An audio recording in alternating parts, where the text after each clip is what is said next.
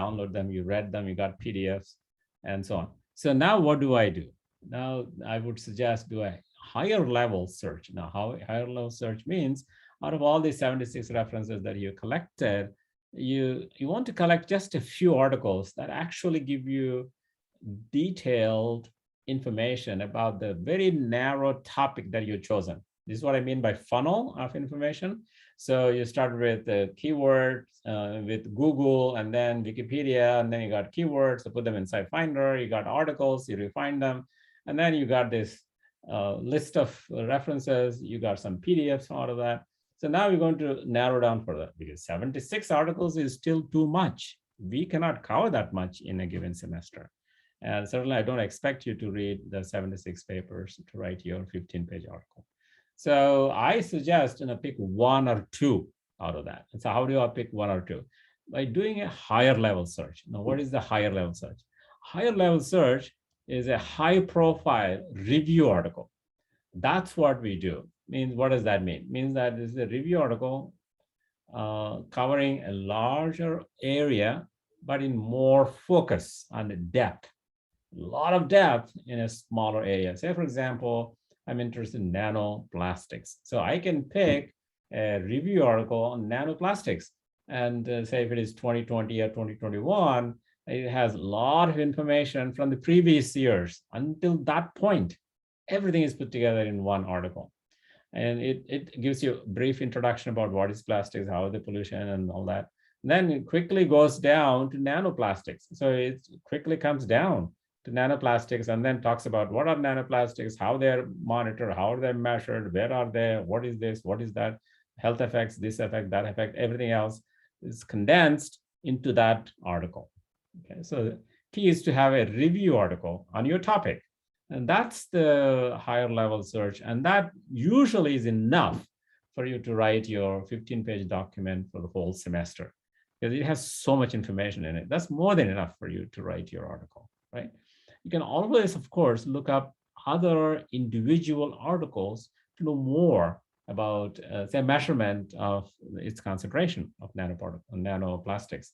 And you may go into the depth about who is the first one to do it, and what are the different ways of making the measurement, how it is reliable or not. And all that you could do by another more individualized papers as well. And so the review article becomes the base of your topic, and then you can look at some individual articles related to that or published in that as well to get more details about this. Even further down, you can come down in another further focus. So within nanoplastics, for example, how are they measured, or are they dangerous? So that's enough. That the biological effects of nanoplastics is a beautiful topic to write about. And there's so much information already, you can easily fill 15 pages of really high quality content. So this is how you want to go into high profile review articles. The topic is of interest to you and sufficient depth. If you're not interested, you're not going to put effort into it, right? That's as simple as that. So if you're interested, you're going to put effort into it, you're going to learn more about it, and you're going to do a really great job with it. So make sure you're interested in it. Sometimes you really don't know. You say, I read this, I read that. I mean, everything seems interesting. What am I to do? So then you have to do self-search, okay, to find out what you are, what you like, what you don't like, what you know, what you don't know, what you really, really like to know, dying to know. Ask all these questions, and then you come up with an answer saying, oh yeah, this is what I really want. If that goes wrong, that's okay. If you think you're interested in one topic, and suddenly, after a week or 2 weeks, you think that it's not the real one for you, it's okay, switch it. It's not a problem, because what you learn on that topic will be useful into the next topic that you might pick. But don't change too late. So within the first month, you fix your topic, because you're investing your time, effort into it. And if you search late, then it's too late to change anything, and you won't be able to do a good job on your final report. So I would say 2 weeks, this week, next week, perhaps end of the next week, you should know what you want to really write about. So in order to do that, look at a couple of references, couple of review articles, couple of books, couple of whatever, talk to people who are working in the field and things like that. Let's see what really sparks your interest. And that you should actually feel joy when you read about it. You realize, wow, this is really cool. I want to study. Pick that topic and you're going to do really well on that. But the restriction is that it has to be plastic pollution. I don't want you to write on anything else, right? And of course, unless you have research program and you want to write a paper on your research, then of course you're given an exemption. But I urge you to connect to plastic pollution. In many, many cases, you can connect to plastics pollution and your topic, and I can help you with that. How do you connect? And I give you a little story here, and how you can connect seemingly very different topics. And of course, this is just a joke, but actually happened just to give a illustration of what I'm trying to say. That is, it's in a high school final exam. It's a board exam, means an entire state gets the same exam in India and so on. And so the exam has an essay. So somebody has to write an essay on a given topic. So the student preparing for, the exam, and he thought, well, I can't really prepare a lot of different topics. So I'm going to prepare 3-4 topics, maybe one. So at the end, he prepared just one topic. And then of course, he knew that topic will not come. He didn't know what to do if he didn't get that one topic that he prepared on. He's somehow hoping that's what will happen, right? He goes to the exam, and then the exam says, so he prepared on the topic name called cow, and what a cow does, and what's its life cycle, and how is it useful, and so on and so forth, all the good things about a cow and everything. So this is all he studied. He could, he knew everything about a cow, right? And so he went to the exam, and then the exam question paper said, write an essay on moon landing by humans. And so now the guy is scratching his head. Oh my God, I didn't do anything about moon landing. I have no idea who landed when and what they did and everything else. And how am I going to write this? Then he came and got an idea. He said, wow, I'm going to write like this. He said, man landed on moon and then saw a cow. A cow has 4 legs and it's a tail, it gives milk and so on and so forth. So he went on writing the entire essay he wrote. So very first sentence is the connection between moon landing and the cow. And of course, everything is about cow, nothing about moon landing. And so he should have failed because it was 0 for that essay. It's a big part of the process. But actually it happened. And the examiner thought this guy is really cool. He figured out how to solve the problem. And he connected somehow that what he did not know with what he knew. And they passed him because of that. So this is presence of mind, and always try to use what you know already, right? So that's the strength and not a weakness. And of course, he didn't have any other choice. And so he did that. And like that. So if you have a project on something else, try to figure out how you can connect it, not by just one sentence, but one paragraph, how you can connect to pollution. And then I will let you use your research topic as the topic for this writing, okay? We can talk about this. If you have concerns, we can relax a little bit. It's okay. All we're trying to do is learn to write. It doesn't matter even if it is a different topic. But in the class, we're going to discuss a lot about plastic pollution, and that's the theme of the course. So I want you to honor that, okay? I think we should take a short break. So in 15 minutes. And so we'll come back and continue in about 5 minutes. Okay, just let's take a 5-minute break.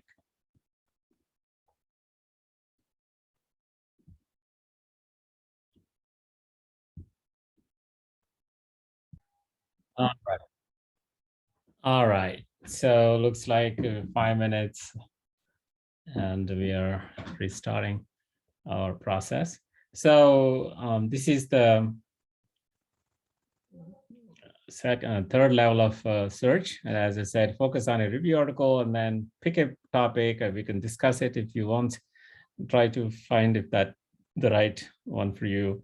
And the research people can pick a different topic, but let's discuss those as well and try to connect everything homogeneously so the whole class can enjoy what you're writing and understand what you're doing. And how do you do this approach? And I keep saying this sort of thing throughout the course. You'll have what I want to tell you, then I will tell you how to do that. And and then summarize. So complete the literature search into categories.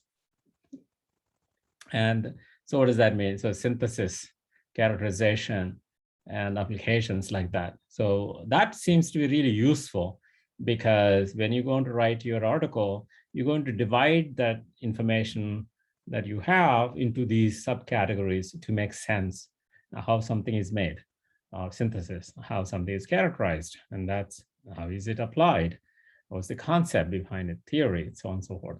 Like this subtopics, and we're going to arrange them in a so compile all your papers you collected into specific categories derived from that one review article, and then order them chronologically. It helps a lot if you can arrange in each subtopic the information in terms of time. What is the first, second, third, fourth, chronologically? And it's not necessary that way. If you think that it flows better if you don't follow chronologically, that's okay. So pick whatever. Write a short abstract for each of the papers that you picked to read. Maybe there are 5 papers you need to read. That's all. Don't read any more than that, really.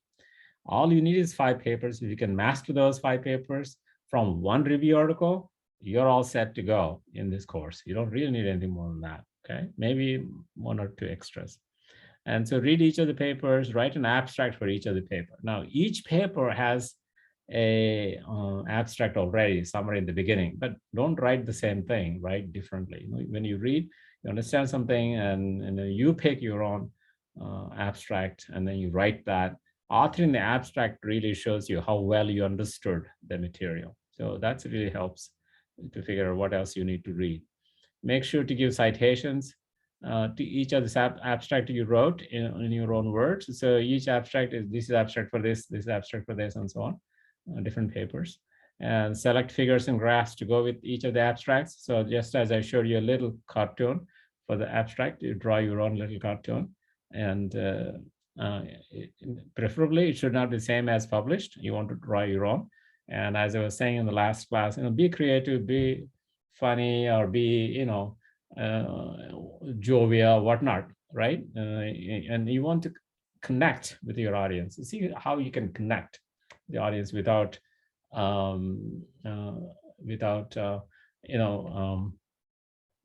any undesirable situations, and connect with them, and draw and use color, and use cartoons, and use graphs, use apparatuses, use whatever works, right? And your audience should say, wow, this is really cool, I understand now how it is done, like that. And so that means you're mastering that abstract, mastering that information, and it cements really well into your memory how it is going. Make tables of data. Sometimes you have a lot of data, so you create tables of your own, and make schemes and charts. We'll talk about all this, how to make a figure, how to make a table, how to make a scheme, how to make a chart, how to, all this, and how do you compose, make a composite figure. We will discuss this, all these issues. As you start synthesizing your paper, all these things will start falling in place. And you need a composite figure. I will tell you what it means, graphs, and so on and so forth. So we'll talk one class each. Essentially, we will go in really great detail. How are you going to do this in a way that your audience will love it, right? That's the key. Quality. We want to look for quality. So take inventory. Is such a topic I made into boxes and into path, and these are obvious, boxes. What is the state of the art on your topic? So once you've done your literature search, you will be able to tell the answer to this. What is the overarching idea or hypothesis central to this particular topic that you have picked? Now, asking these questions and trying to answer them, right? So all these questions are there, and I'm not necessarily going to go through all those, but this is useful for you. You look at it and say, yeah, okay, what is the hypothesis here? What will be the focal point? If I were to write something, what would I choose out of this, right?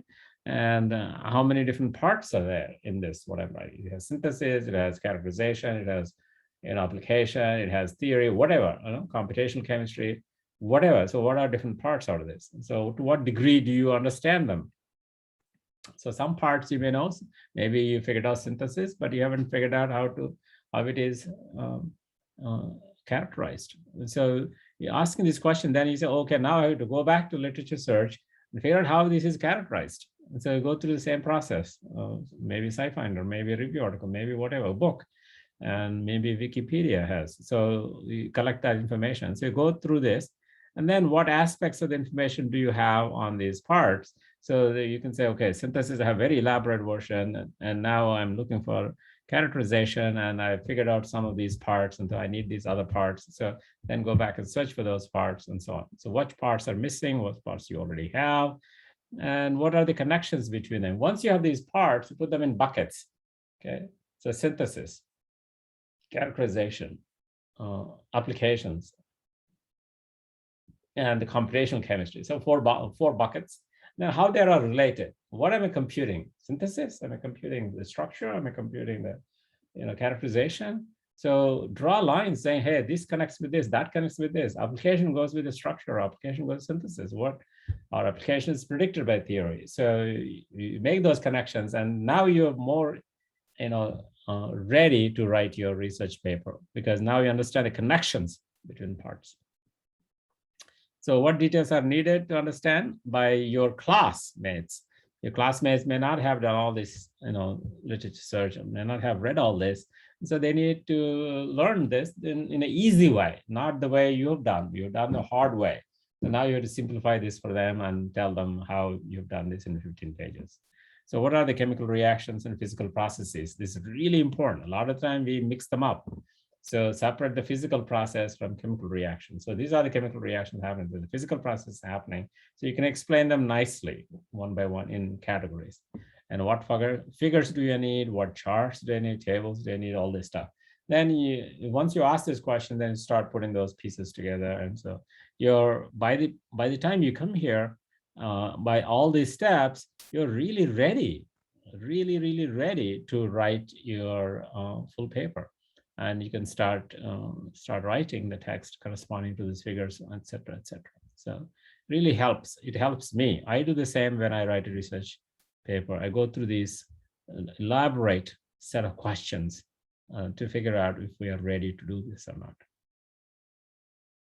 And then you have to iterate, means to go back and forth, because you find that you need to learn more. You need to learn this detail or that and so on. So review the progress you have made so far. Identify the areas that still need details, gaps. You find gaps, and then you go back and do it. Synthesis, characterization, evolution, etc. should be complete. So these are really important topics in science. Anytime you do something, you're synthesizing something, mathematical equation or physical material or chemical reaction, whatever. And then you have to figure out how it is characterized, and so then how it is identified or how it is established, and so on. So these are, again, I put in a whole bunch of steps that you can follow through, and we don't necessarily have to go through them in the class, because they are self-explanatory, and you can look at them yourself and then make a list of things you need to do. You don't have to necessarily do all these, but this is general advice on how you're going to narrow your stuff down and slightly expand now. Once you've narrowed all the way down, now you're going to start expanding, and you're going to expand it to 15 pages suddenly, right? So this is an hourglass shaped strategy, and that's what literature search is all about. And so now we see how elaborate this is. Now we're going into great detail and asking all kinds of questions about this that we have. And so the next step before you hit the right button, so do audience analysis. Next class, we're going to talk about that. So once you've done that, you answer these questions along with that. And so this really needs the audience analysis. And that is, get to know your audience. More you know, better you can answer. Then you write a list of tasks you need to complete, because you have to read about this or draw a picture or draw a scheme or draw a chart, make a table, whatnot.